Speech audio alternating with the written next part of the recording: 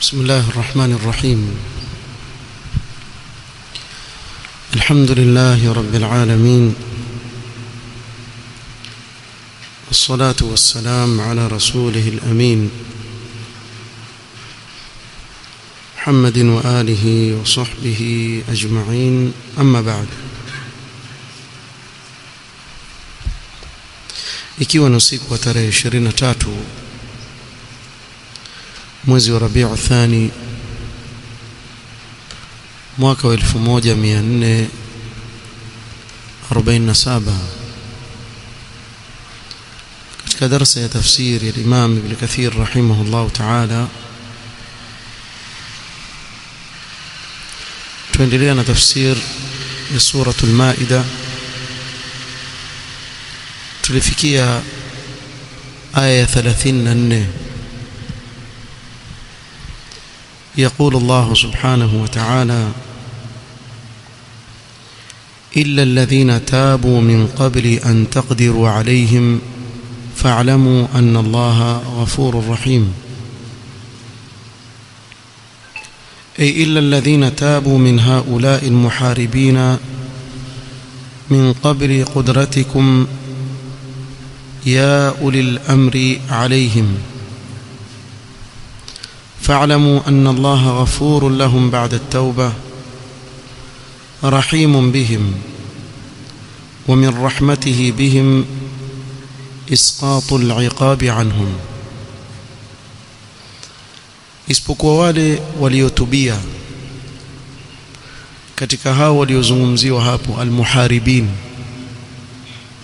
inma jazaa'u alladhina yuharibuna Allah wa rasulahu wa yas'auna fil ardi fasada. tulieleza hii aya katika kikao kilichopita. Hawa wanaozungumziwa hapa, wanaotia hofu katika njia, wanaowaibia watu, wizi wa mabavu kwa kutumia silaha, wakaleta hofu katika mujtamaa, jaza yao ni ile iliyotajwa katika hii aya kabla yake. Allah subhanahu wa ta'ala sema an yuqattalu au yusallabu au tuqatta'a aydihim wa arjuluhum min khilafin au yunfau min al-ard. tukaeleza hizi adhabu walizowekewa hapa duniani, na kiongozi ana khiari kuchagua namna atakavyowafanya. Ima atawaua moja kwa moja, au atawasulubu, au atakatwa mkono wa kulia na mguu wa kushoto wasulubiwe.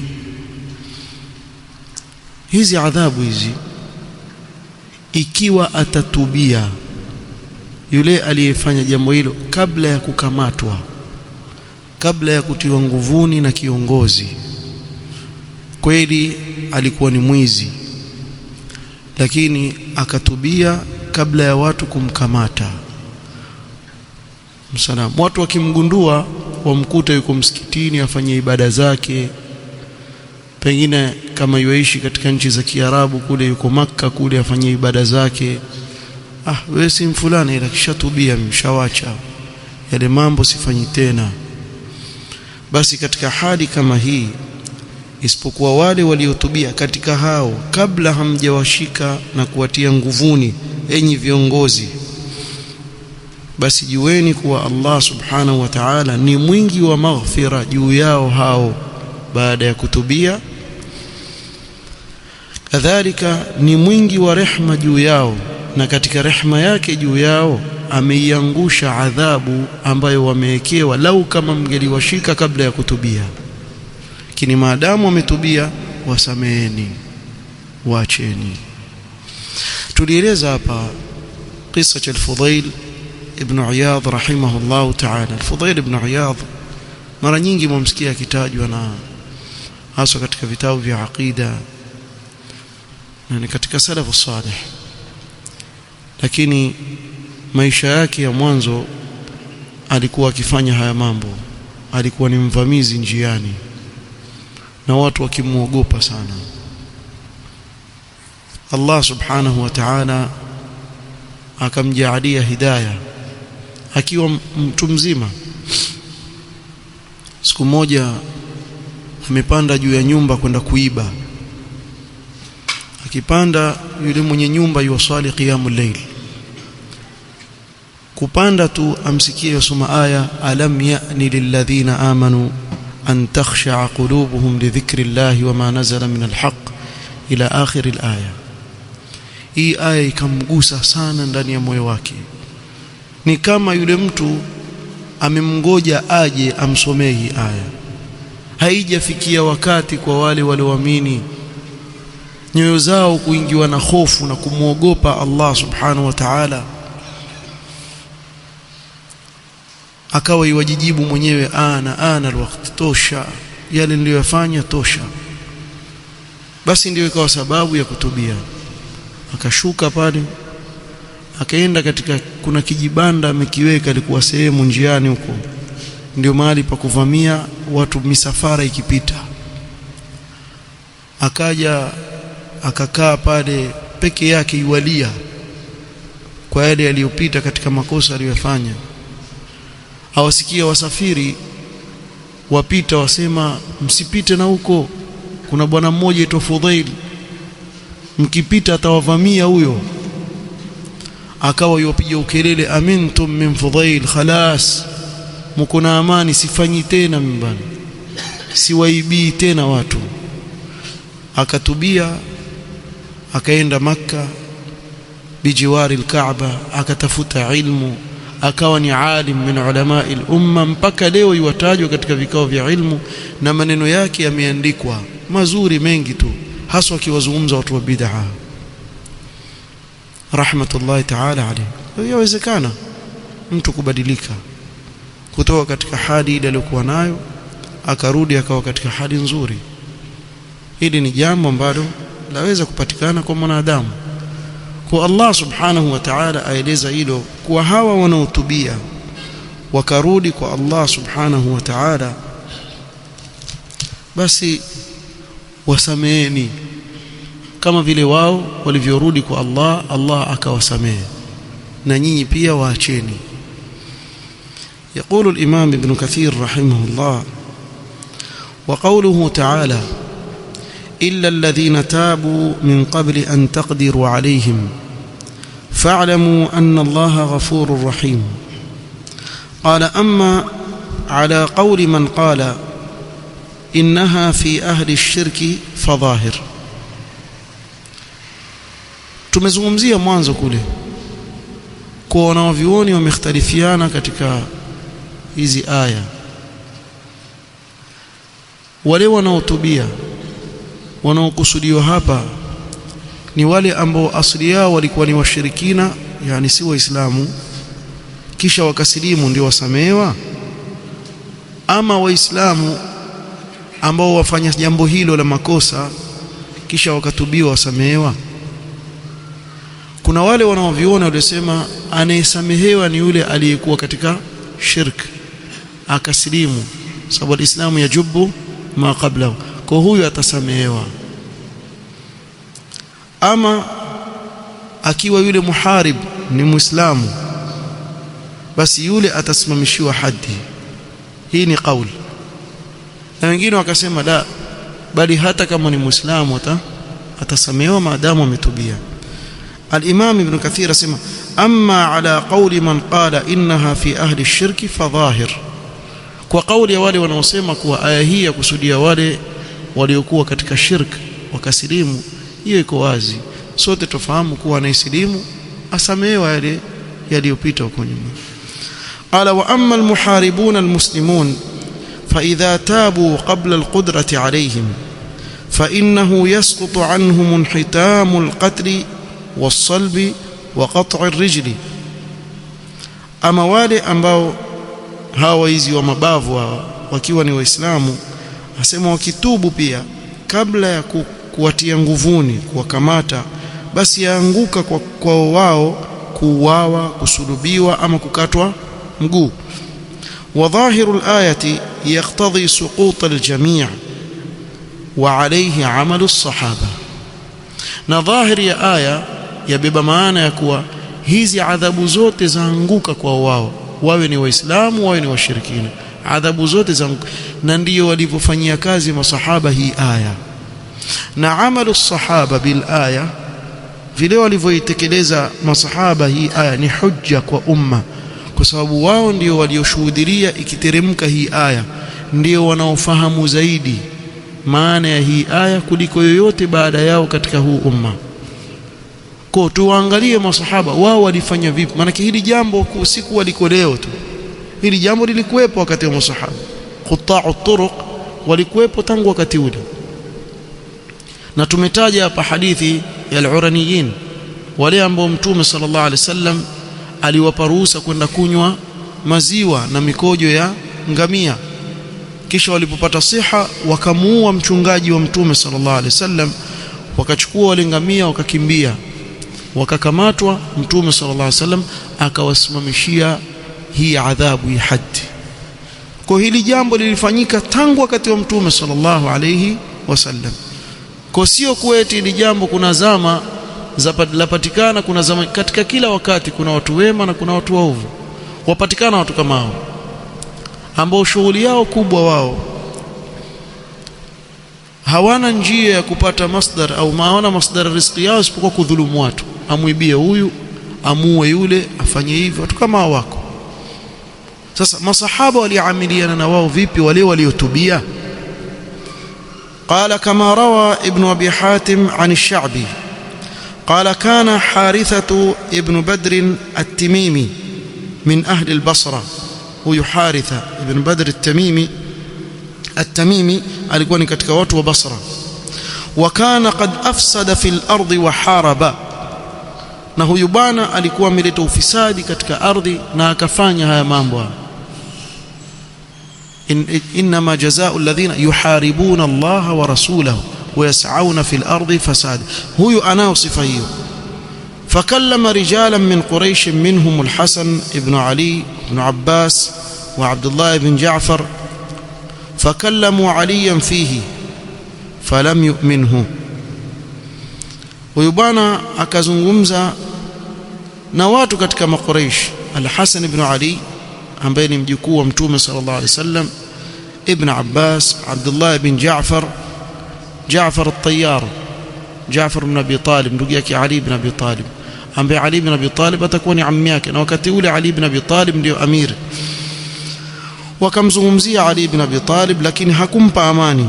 Faata Sa'id ibn Qais al-Hamdani fakhalafahu fi darihi thumma ata Aliyan, akaja Sa'id kwa Sa'id ibn Qais al-Hamdani akamwacha nyumbani kwake, kisha akaja yeye mwenyewe kwa Ali. Faqala ya amira al-mu'minin araaita man haraba Allah wa rasulahu, hebu nipe habari ya yule aliyempiga vita Allah na mtume wake, sababu kile kitendo ni kumpiga vita Allah na mtume wake. Wasaa fil ardi fasada, kisha akaleta ufisadi katika ardhi. Faqara hatta balagha, kasoma aya mpaka illa alladhina tabu min qabli an taqdiru alayhim. Alipomsomea hii aya, qala fakataba lahu amanan, akaandika amirul mu'minin kuwa huyu yuko katika nini, amani, maadamu ashatubia. Qala Sa'id ibn Qais fa innahu Haritha ibn Badr, basi huyo ni Haritha ibn Badr.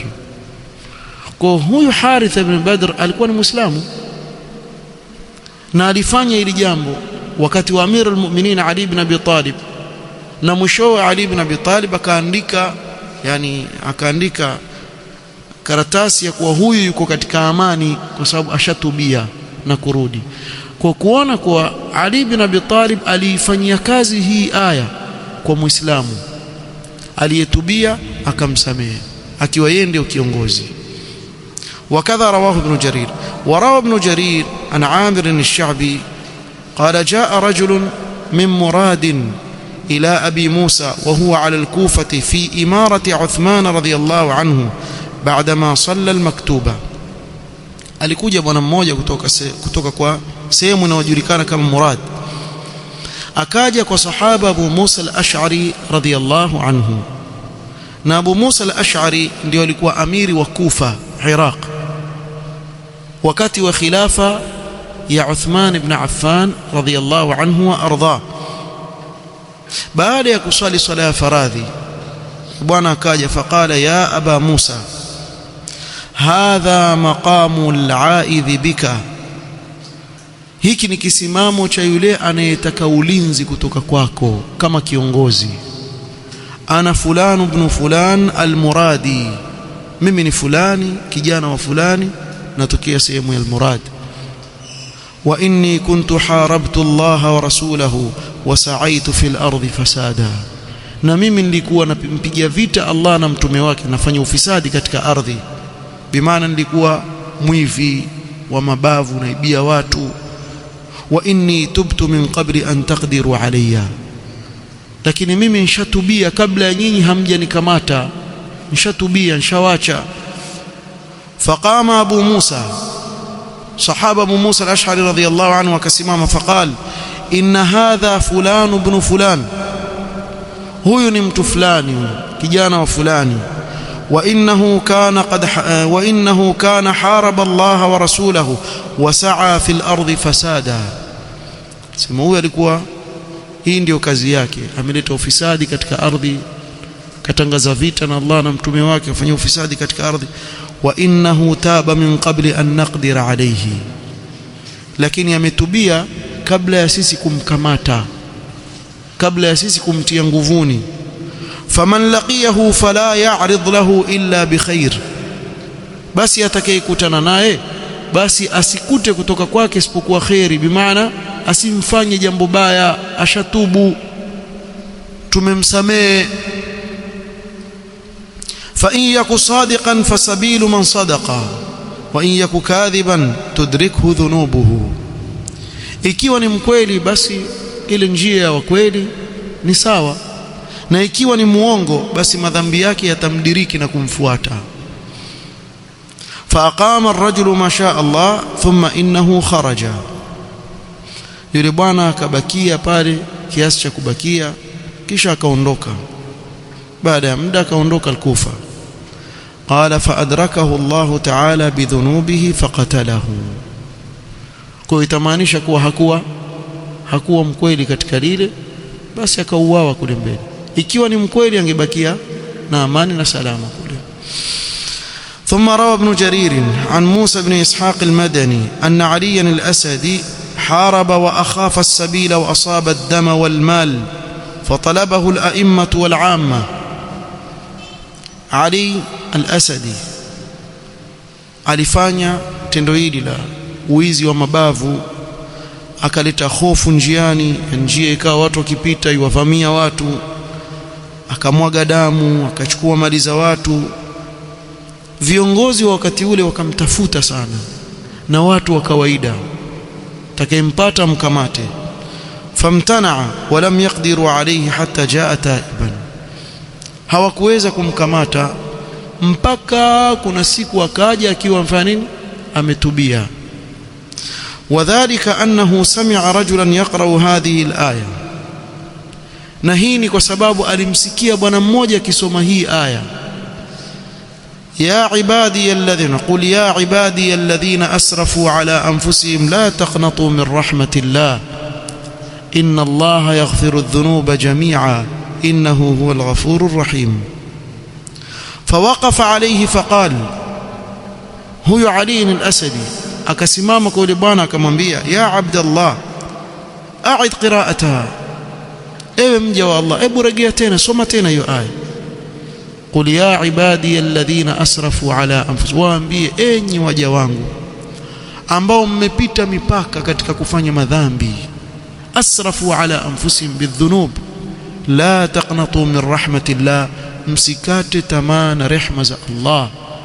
Inna Allaha yaghfiru adh-dhunuba jami'a, hakika Allah husamehe madhambi yote maadamu umetubia, Allah atakusamehe. Innahu huwal ghafurur rahim, Allah ni mwingi wa maghfira, ni mwingi wa rehma. Fa'aadaha alayhi, akamrejelea tena ile aya. Faghamada sayfahu, kachukua upanga wake akauweka kwenye ile sehemu ya kuweka panga, akaweka kando. Thumma jaa taiban hatta qadima almadinata min as-sahar, kisha akarudi akiwa ametubia mpaka akaingia Madina kabla alfajiri, katika sahar. فاغتسل ثم أتى مسجد رسول الله صلى الله عليه وسلم فصلى الصبح. akaoga akaingia msikiti wa mtume sallallahu alaihi wasallam Madina kule akaswali jamaa alfajiri. ثم قعد إلى أبي هريرة في غمار أصحابه. kisha akakaa kwa sahaba Abu Huraira, na Abu Huraira wakati ule alikuwa ni amir akiwa na wenzake wanafunzi wake. falamma asfaru arafahu an-nas. wajua alfajiri ilikuwa ikiswaliwa wakati bado kuna giza giza, kwa watu walikuwa hawajuani, hakuna taa kama hivi leo. Hasa kulivyoanza kupambauka jamaa wakamuona, huu ndio fulani bwana, walikuwa wamtafuta maki wajulikana. Allah almusta'an. Wamuona yule mtu ambaye wamtafuta, yule mwizi yule yuko na wao pale amekaa. Faqamu ilayhi, jamaa wakasimama wataka kumpatiliza. Faqala la sabila lakum alayya, amna njia nyinyi ya kunifanya chochote mimi. Ji'tu taiban min qabli an taqdiru alayya, mimi nimekuja hapa nikiwa nimetubia kabla ya nyinyi kunikamata. Faqala Abu Hurairah sadaqa, Abu Hurairah radhiyallahu anhu amesema kweli. Wa akhadha biyadihi hatta ata Marwan ibn al-Hakam. Abu Hurairah akamshika mkono akamleta mpaka kwa Marwan ibn al-Hakam, wa huwa amirun ala al-Madinati fi zamani Muawiya. Na wakati wa zama za Muawiya, Marwan ibn al-Hakam alikuwa yeye ndio amiri wa Madina. Abu Hurairah kaja naye mpaka kwa amir. Faqala hadha Ali jaa taiban, huyu nakuletea Ali amekuja akiwa ametubia. Wala sabila lakum alayhi wala qatl, na nyinyi hamna njia ya kumfikia na madhara yoyote wala kumuua. Faturika min dhalika kullihi, akaachiliwa akasamehewa yale yote. قال وخرج علي تائبا مجاهدا في سبيل الله في البحر. ويبانا علي akatoka ana nguvu, sababu alikuwa akiwaibia watu kwa mabavu. Kwa nini asitumie nguvu zake kwenye jihad fi sabilillah?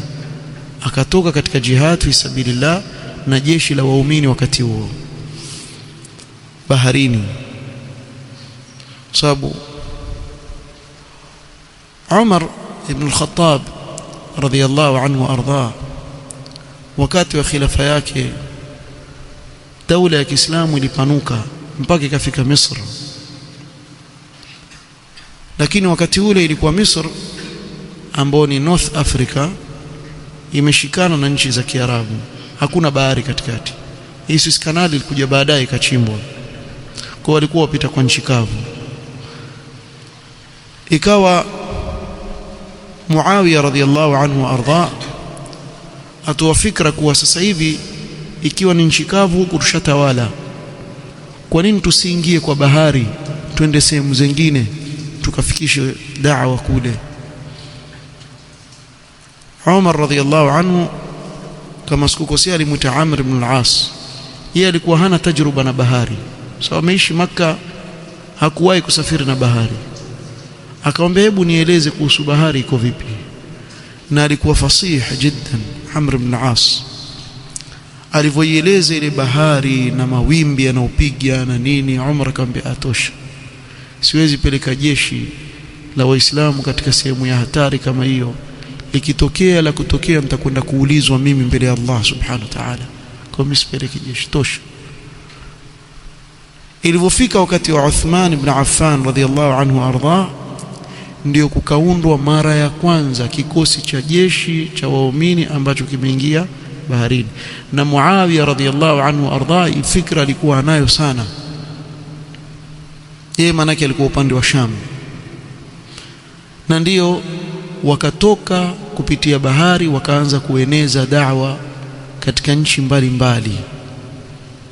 Na wakati wa Muawiya radhiyallahu anhu na baada yake ad-Dawlatul Umawiya, Uislamu ulienea sehemu za mbali mpaka kufika katika sehemu za Russia, kufika sehemu za bara Hindi, hizi nchi mnazozisikia Afghanistan, Pakistan, Ninistan, hizi ambazo kuna waislamu, hizi waliofikisha uislamu kule ni wakati wa Daulatul Umawiya. Wao ndio waliofika mpaka kule kwenda kueneza uislamu. Kwa hiyo ukaendelea. So wakati wa Muawiya alikuwa akituma wanajeshi kama leo wanaosema wana maji, navy, wale wakitoka katika upande wa bahari wakienda katika kueneza daula ya Kiislamu ikapanuka zaidi, na Uislamu ukafika mpaka Spain, ukaenda mpaka France kule wakati huo.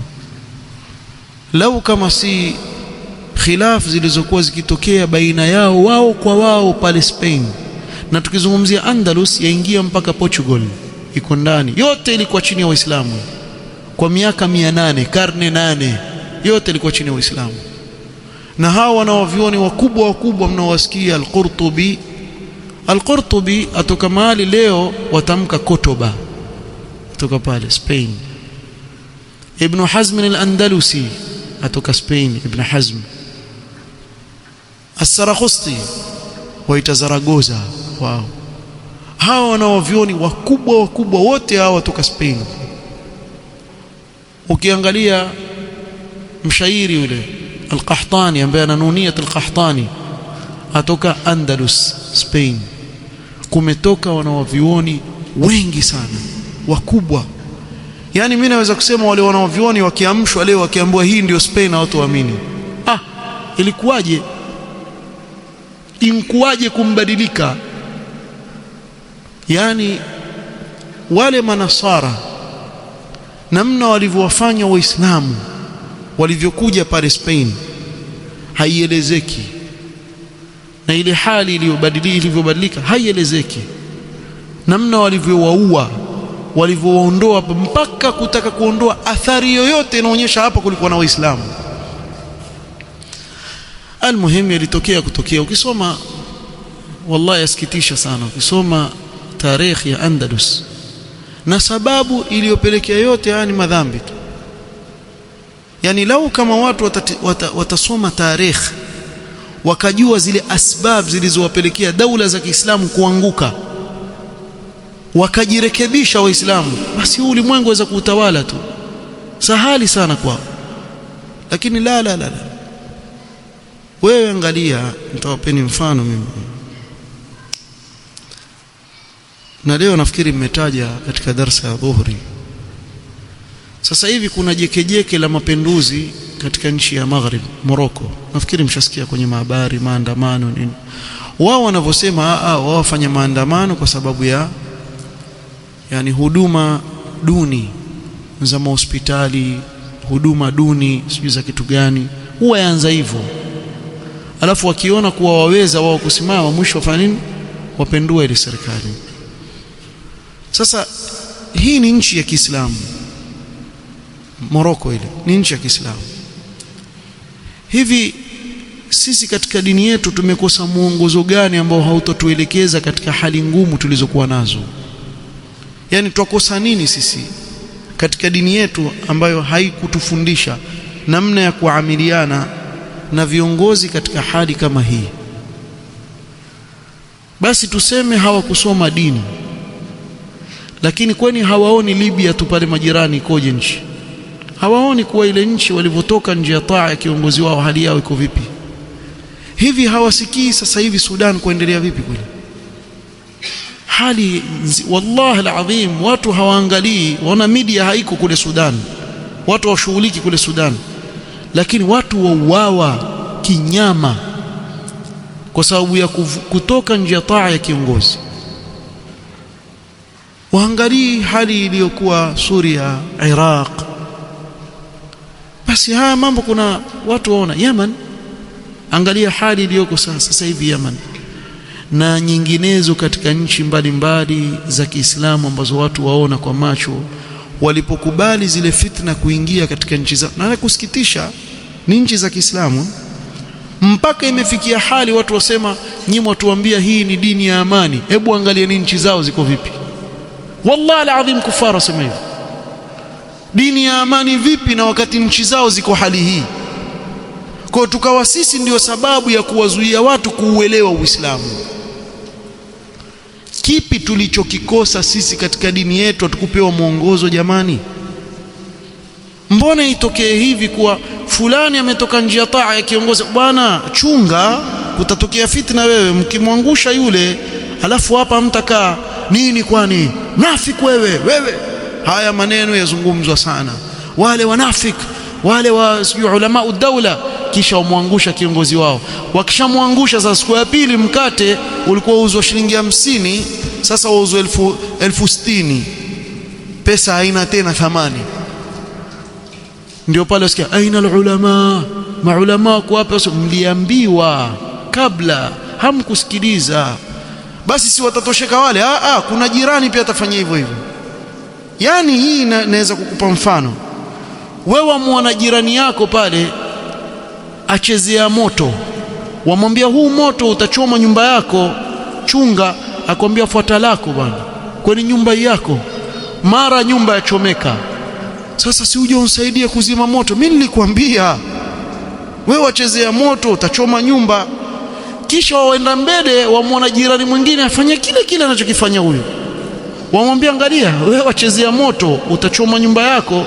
Akwambia usiniingilie, angalia huyu hapa, si wamuona nyumba ya pili tu inchomeka hiyo. Aendelea hivyo hivyo. Sasa watu wana akili? Sasa tusemeje yani sasa? Na wewe chunguza leo ulimwenguni nchi ngapi ambazo ni za Kiislamu ndio fitna hizi zaingia. Wajua kuna mambo mengine ukizungumza yaumiza roho, lakini watu, si kila mtu yoketi hivi akafikiria akawaza hivi. Ni waulize, lau kama leo ingelikuwa Iraq ni nchi na jeshi lake, Suria ingelikuwa ni nchi na jeshi lake, na kila zile nchi zilizoko zilizozunguka Palestina, zile Yaman upande huu mwingine ni nchi na jeshi lake, hivi Mayahudi wangeweza kuwafanya ni ndugu zetu wanavyofanya? Sasa waliotupa majeshi yao nani? Si wao na maandamano yao. Imekuwa nchi hazina hata jeshi la kuweza kusema kuwa watatetea nchi yao, hata kama basi ni hivyo hivyo tu, lakini angalau wana ile haiba kuwa pale tunakupambana na wanaume, mjua tuingii tu hivi hivi. Leo imekuwa wafanya wanavyotaka kwa sababu yetu sisi wenyewe. Kwa nini hatukae chini tukafikiria? Kwa nini wafurahia bwana? Ukitoka vijana wadogo hapa mabarabarani wakaanza kutoa amani hapa, wavunja amani, waiba, wavunja maduka yetu. Gen Z bwana, wacheni upumbavu. Hakuna kitu kina thamani katika nchi kama amani. Wewe wafurahia bwana, furaha ya kilevi bwana, furaha ungeti kama mlevi wafurahia nini watu kuvunja amani bwana. Eti saa hii waje kusikia vijana Tanzania, Allah hifadhi ile nchi ibakie na amani yake, kwa vile kura ziko karibu tutafanya maandamano. Hebu msijaribu jamani, hamuelewi nyinyi, hamjui nyinyi. Tuulizeni sisi huku Kenya, tumeona maandamano ya siku 2-3 yana athari gani katika nchi? Si katika sum'a ya ile nchi kule nje watu wanavyoizungumza. Wanahabari hawana huruma bwana, wanahabari hawana huruma. Wewe angalia sasa hivi, mimi nikiwauliza hapa, kila mmoja wenu afikiria nini kuhusu Yaman sasa hivi? Akiambiwa Yaman kukoje, kwambia huko bunduki za tu, wallahi hakuna lolote amani, hakuna chochote. Ukienda kule janubi Yaman hata risasi moja utosikia. Watu watembea wafanya shughuli zao, hata habari hawana. Salama bukhairi wala khawfun alayhim wala hum yahzanun. Lakini angalia picha iliyoletwa nje kuwa ni sehemu iko na hali gani. Sasa nyinyi pengine labda maandamano yenu mmeyafanya Nairobi tu, lakini italetwa picha kama Kenya nzima kuna balaa, kumbe kwingine watu hata habari hawana. Ni vijana wahuni wameona ile supermarket fulani yaendelea kubwa ile pale, tutapata vipi zile TV zile? Jamaa wakaenda fanya maandamano, ndio nafasi sasa halalakil jaw. Hakuna mtu ya kushika kufanya nini? Wameonekana wangapi waiba ma TV sijui nini, watu waiba unga wa sima, waiba nini. Kwa nini? Hatuna makazi. Sasa na wale wanaofanya kazi kwenye ile supermarket, siku ya pili hakuna tena supermarket, watumia wamekosa kazi. Faida yake nini? Afu mtoke wengine mnaojiita mashekhe ndio mwawatia watu mori, tokeni kwenye maandamano bwana, tujitokeze waume kwa wake. Wewe huna haya, wewe the youth huna haya shekhe, wewe waambia wanaume kwa waume kwa wake watoke. Wende wapi? Wende wakavunje amani katika nchi?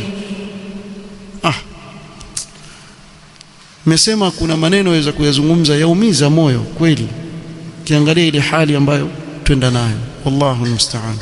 Ilikuwa tumezungumzia tumetoka mbali, tuzungumzia kuhusu Andalus na huko nyuma, lakini wakati wa Dawlatul Umayya Uislamu ulikuwa na nguvu sana, na pia ikaendelea Dawlatul Abbasiyya kadhalika. Allah aliwapa nguvu sana Waislamu kule mwanzo, kule katika karne za mwanzo Waislamu waliutawala ulimwengu na amani ikaenea katika ulimwengu. Kulikuwa hakuna dhulma, hakuwa wakidhulumu nchi fulani wampata dhahabu, tutaleta demokrasia hapo, kumbe ndio mwenda kuwaibia. Hawakuwa hivyo, hawakuwa na uhasidi na watu waliishi na amani karne na karne. Sasa angalia ulimwengu ulivyokuwa sasa, wameshika wenye nguvu ni kufaru. Tizama watu wanavyodhulumiwa katika ulimwengu, hakuna raha ya akhi, hakuna raha. Yani afadhali kule kwenu kule muwe mwala mboga tu, mwala mboga, kabeji, sukuma wiki, watu kawaida. Ile siku ile jamaa atachimba hivi ampata almasi, atangaze kuna almasi, mshakwisha nyinyi. Yani wanakuja kama kunguru kuwavamia. Wevi hasad waliokuwa nayo. Afrika hakuna amani, na haswa katika zile nchi ambazo zina madini ya thamani, kuna vitu ambavyo wao watafaidika navyo. Turudi hapa. Qala faturika min dhalika kullihi. Qala wa kharaja Ali taiban mujahidan fi sabilillah fi al-bahr falaqu ar-ruma فقربوا سفينته إلى سفينة من سفنهم فاقتحم على الروم في سفينتهم فهربوا منه إلى شقها الآخر فمالت به وبهم فغرقوا جميعا. Ujamaa alikuwa ni shujaa. Sema mwanzo katika ujana wake alikuwa zile nguvu zake anzipeleka kwenye wivi wa mabavu. Alivyotubia wamekwenda baharini, wakakumbana na meli ya Waislamu na meli ya Waroma upande wa pili. Sasa vita vikawa ndani ya bahari. Ile meli ya Waislamu ikakaribishwa karibu na ile meli ya Waroma, yeye akaruka akaingia kwenye meli ya maadui. Kwa namna alivyokuwa akipigana, wale wote waliokuwa pale ndani wakakimbia, wakaenda upande wa pili wa ile meli, yeye yuko huku.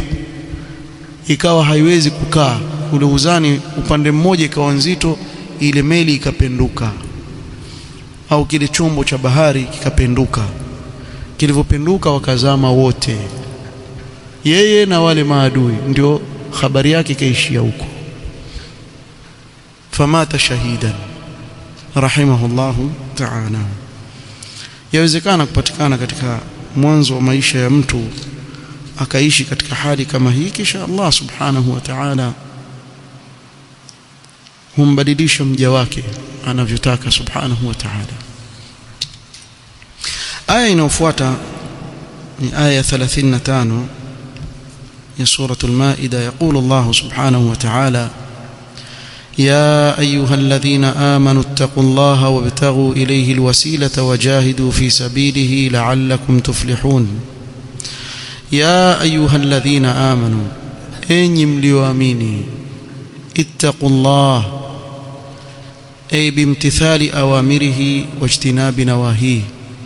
mcheni Allah subhanahu wa ta'ala kwa kutekeleza maamrisho yake na kujiepusha na makatazo. wabtaghu ilayhi alwasilata ay watlubu alqurba minhu, biadai ma amarakum bihi walbu'di amma nahakum anhu, na mutafute njia ya kujikaribisha na Mola wenu kwa kuyatekeleza yale aliyowaamrisha na kujiweka mbali na yale aliyowakataza. wajahidu fi sabilihi la'allakum tuflihun, ay wajahidu al-kuffara ibtigha'a mardatihi, na kitokea jihad fi sabilillah muwe mtasimama kuwapiga vita waliomkufuru Allah subhanahu wa ta'ala kwa nia ya kutaka radhi za Allah subhanahu wa ta'ala.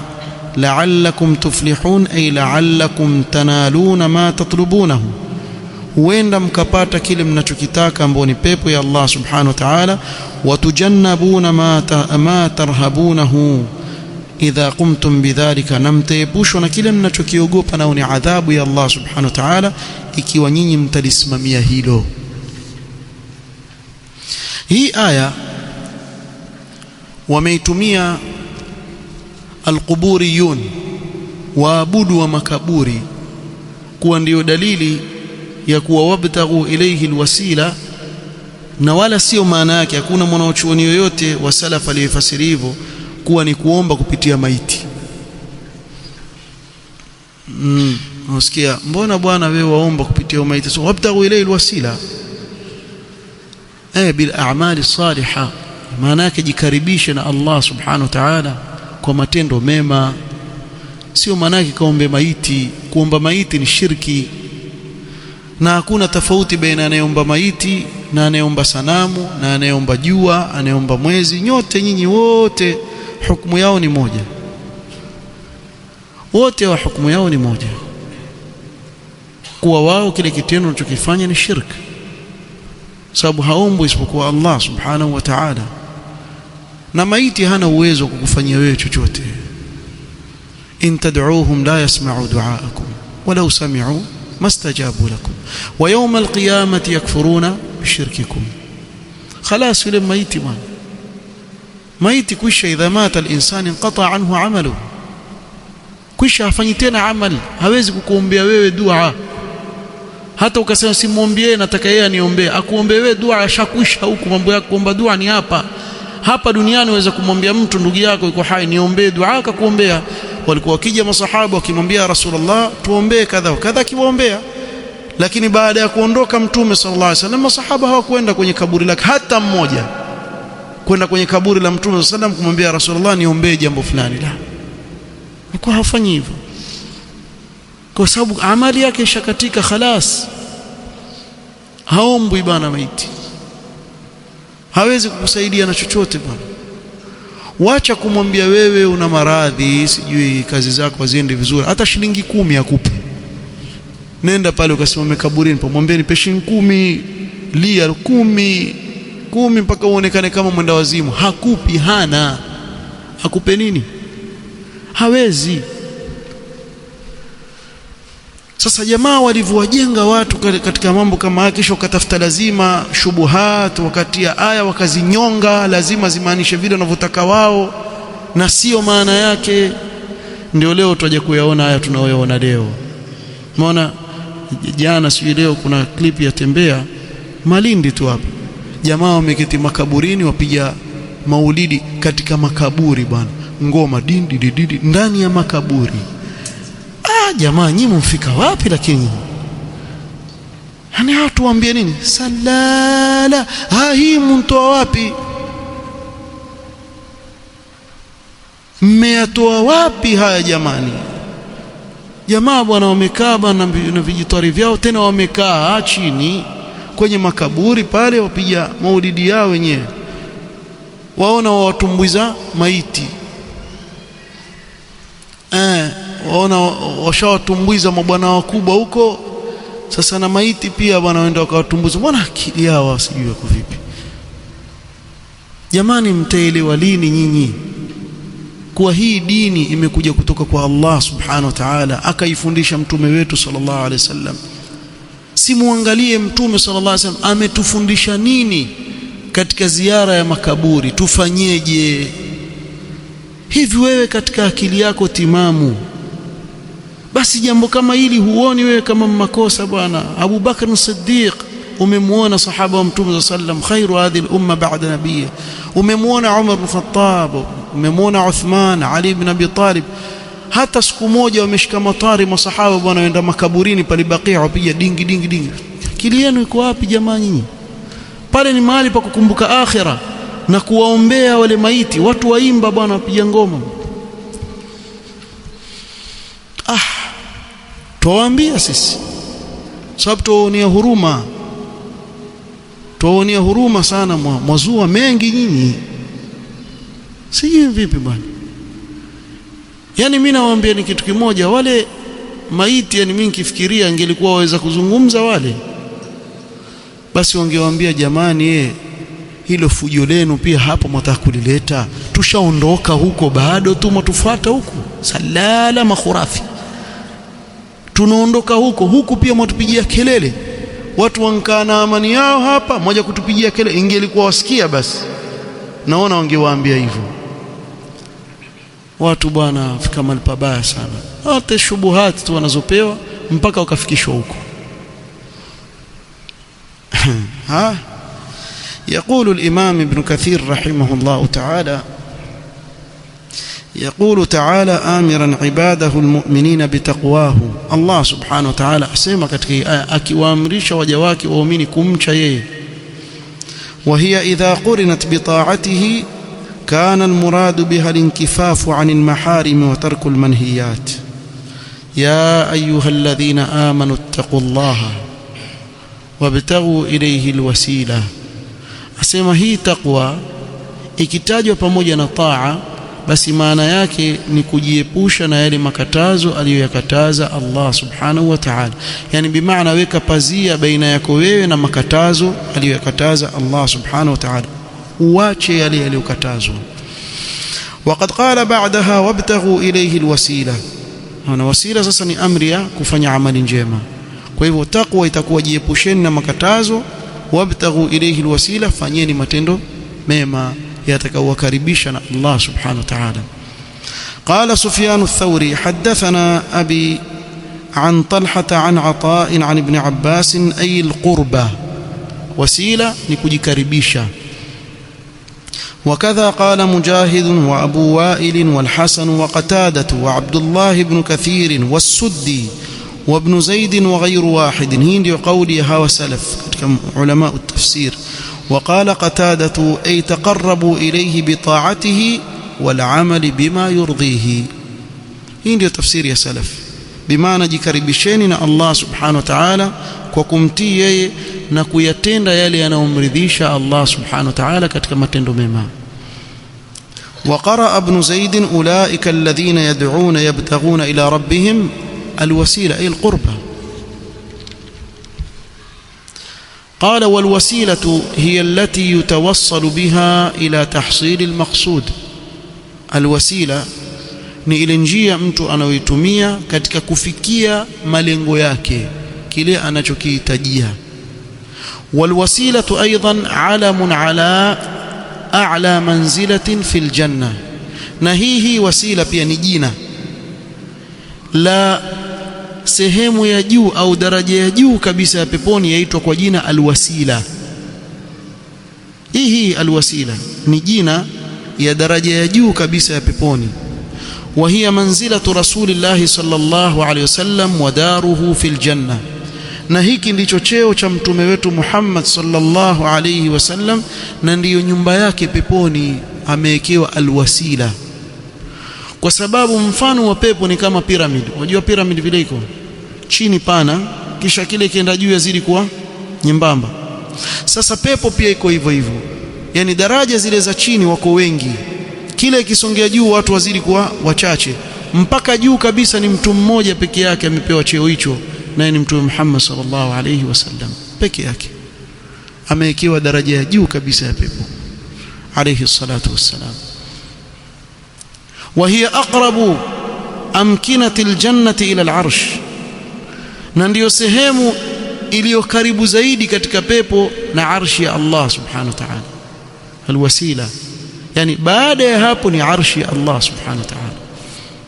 وقد ثبت في صحيح البخاري عن جابر بن عبد الله قال قال رسول الله صلى الله عليه وسلم من قال حين يسمع النداء yoyote anayesema wakati anaposikia adhana panapoadhiniwa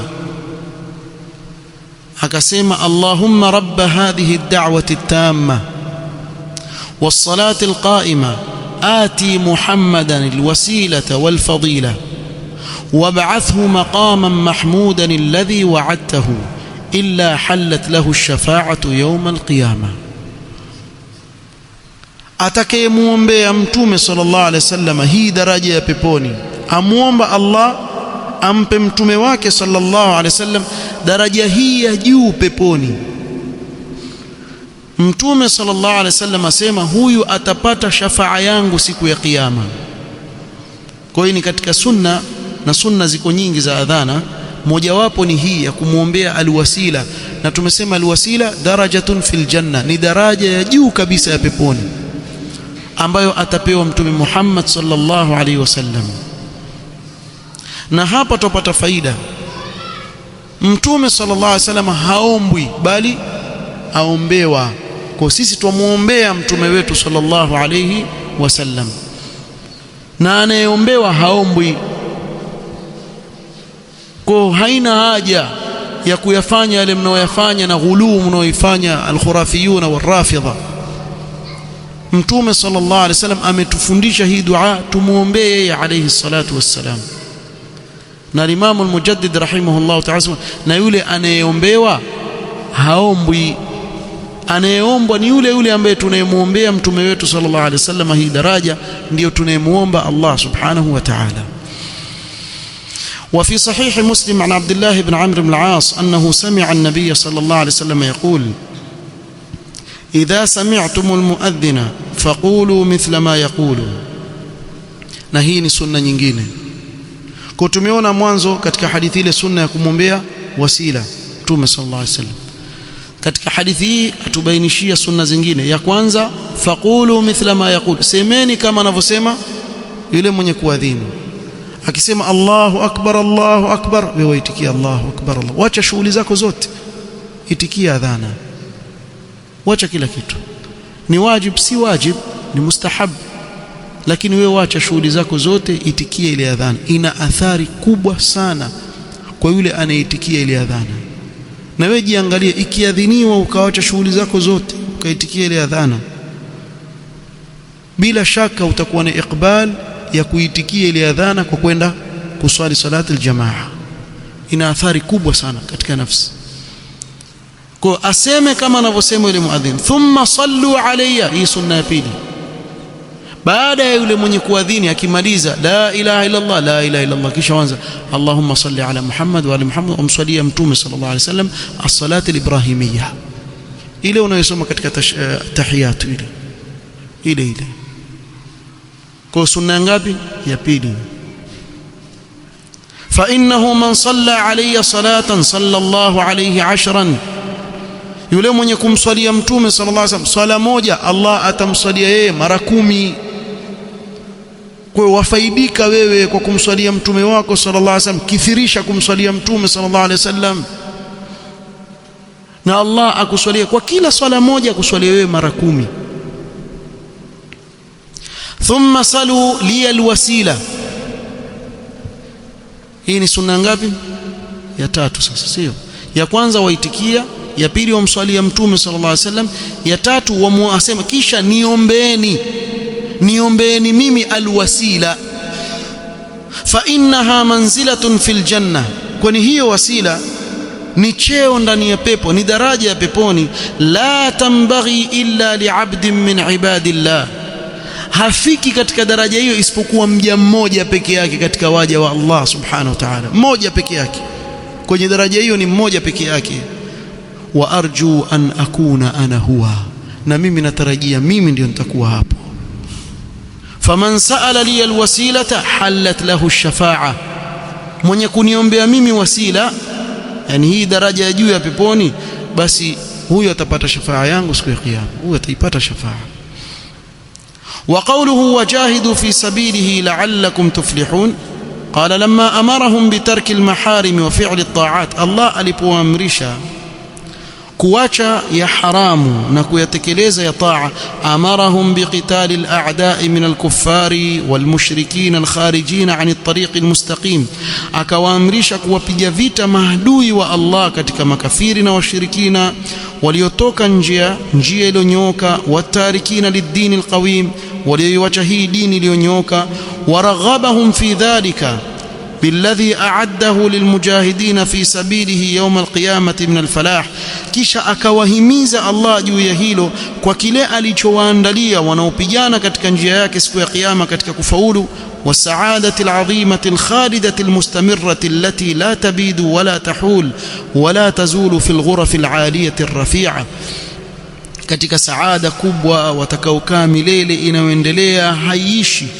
wala hawataondolewa katika sehemu hiyo ya peponi wako katika vyumba vya juu kabisa pepo katika pepo ya Allah al-aminati al-hasanati manadhiruha ambao kuna amani mandhari yake ni nzuri at-tayyibati masakinuha nyumba zake ni nzuri allati man sakanaha yan'amu la yab'asu yule atakayekaa katika majumba haya ataneemeka hapati tabu hapati dhiki ويحيى ولا لا يموت ataishi maisha ya milele hapati mauti la tabla thiyabuhu wala yafna shababuhu nguo zake bwana hazichakai mtu akiingia peponi hakuna kuchakaa wenda tafuta kanzu nyingine ndani ya pepo ni neema ya kudumu kadhalika ujana wake hauishi bwana hapa sasa hivi tunavyoonana hapa ikipita miaka 5 hapa tutaona na sura zingine mengine 5 sura zingine Allahu musta'an ndo dunia hivi ilivyo kila miaka ikienda waman nu'ammirhu nunakisu fil khalq miaka yenda mwili wabadilika sura yabadilika nguvu zaisha katika mwili sio wewe ule uliokuwa katika ujana wako mambo mengi sana yabadilika lakini katika pepo ya Allah subhanahu wa ta'ala wabakia vile vile na ujana wako na nguvu zako ndani ya pepo ya Allah milele nasallallahu an yaj'alna min ahli aljanna tasimamia hapo katika aya hii inshallah ta'ala aya inayofuata kueleza biidhnillah katika kikao kitakachokuja naktafi bihadha alqadr wallahu ta'ala a'lam subhanakallahumma bihamdika ashhadu an la ilaha illa anta astaghfiruka wa atubu ilayk